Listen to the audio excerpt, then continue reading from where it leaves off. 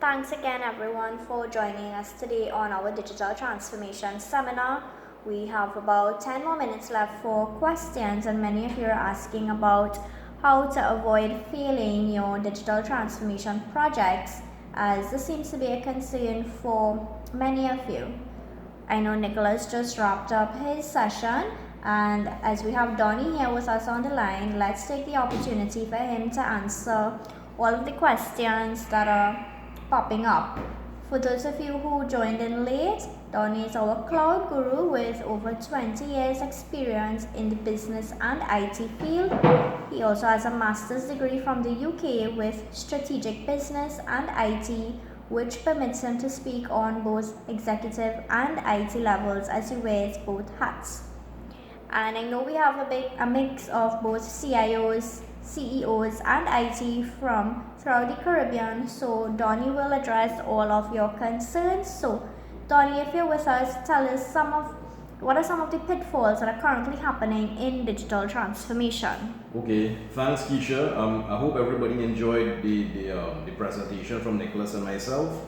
Yeah, so jump right into it. Some of the mistakes I've seen, or some of the pitfalls rather, really it ranges from a lack of complete understanding of what digital transformation will do to things like lack of skills.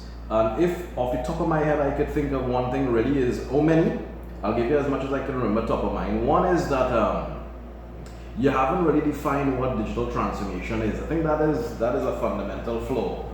When we all talk about DT, there's no single definition that applies to every company, and that is a challenge, right? Because it really is a real situation. There's no one catch-all digital transformation message, because it means different things. Digital transformation does mean different things. It means different things for different organizations, and it even for the same organization in different departments, it means different things. So what I would look at, or I would really tell you, is to, instead of focusing just on the tech elements, define the transformation initiative or the project or projects behind more fundamental issues like have you mapped out your customer journey?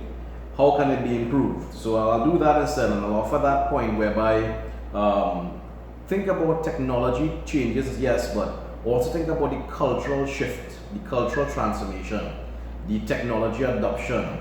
So yes, an application or an artificial intelligence program or a chatbot may well be the answer, right? That may be true, but the technology itself should not be the goal.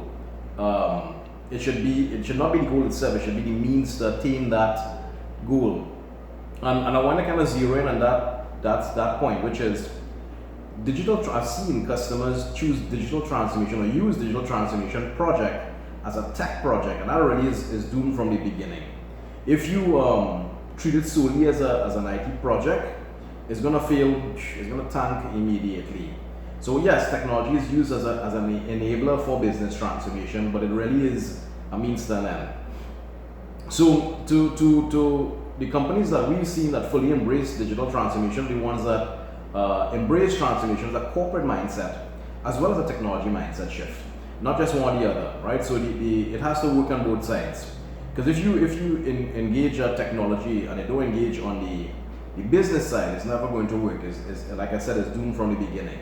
So again, I've seen people say that it is an IT project, it belongs to the CTO or the IT manager or the CIO, when in itself it really is cross-boundary, cross-cultural. It really is, stop focusing on tech only and focus on what your customers want. That's my advice, right? So the what else? Skills, right? So one of the things that I think it's another mistake or pitfall that people do is they launch a ton of digital, or they launch a digital transformation project, one exercise, but they don't have the appropriate skills.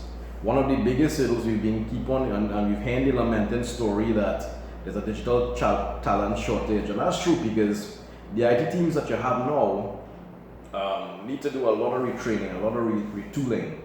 I think there was a 2017 survey, I think, by the Digital Transformation Institute, and they said that the skills really are very acutely artificial intelligence, machine learning, And those really are the major players for transformation, or one of the, right? If you don't have those type, well, yeah, AI is going to be cornerstone for many of the departments: HR, finance, talent acquisition, everything else in between. What they're saying is that in the coming future, which is present and going forward, you're going to see, if you don't have AI in your digital transformation plans, it's like running your company today without a mobile phone. It just not, it's ubiquitous. It's not going to work. So the solution is, if you don't have the skills in-house, reach out to a partner like Caribbean Tech Trust Limited, or whoever your digital transformation partner, your trust is, and bringing that outside help, because you want to make sure that you're walking the environment or the project with people who have done this before, right? So sometimes you're going to have to focus on a lot of different ways that people make changes, and that's what transformation is. Transformation is you're required to make a lot of changes in the way the people work and how they are functioning and organized. So you can't expect existing leaders to make those changes only on their own, because they're not coming from a digital mindset. You have to bring those ideas to them, and sometimes you have to bring it from implementers like myself who have done it before for other organizations, right? What else can I think? It's another problem in terms of training. Maybe employees, right? That's another core one. Employees are not on board. So yeah, we've made the strat plan, we've made the decision criteria. It sounds good. We've flattened out the org chart. We've done cross-functional teams. We've invested heavily in the capital expense of tech, and then I realized that it's not working. It doesn't. The employees are still doing things in the old way, and somebody says change management, and that really is a catch-all point, right? But it's much more than change management. So many times we see companies invest in this tech and these solutions, and then they're not using it, and you really kind of figure out why, right? So the solution really is to engage employees at the beginning of the journey, at the genesis phase of the project, rather than after. Ask them before what the problems are, what the pain points are, how you can fix it. So yeah, if you don't engage the users early and you don't find solutions that address their requirements and their hurts, it's not going to work. And you need to provide training and after and post support training for them, and project support help, right? Because you have to ensure that user adoption afterwards.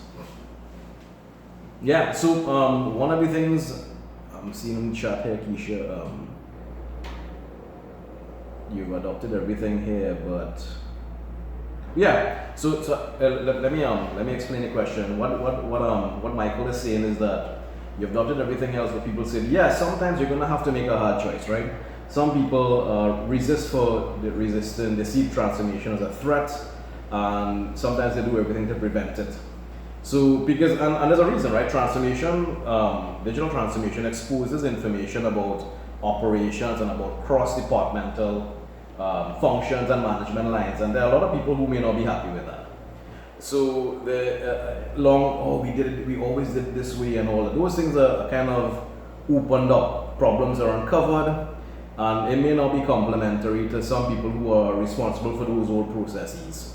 So what the solution is, you have to make some hard decisions. You have to set your team inside and say, we are going this way, and if they don't transform, then you're going to have to find solutions for them to transform or optimize, or in some cases I've seen people not work out, right? So but that's a whole different story.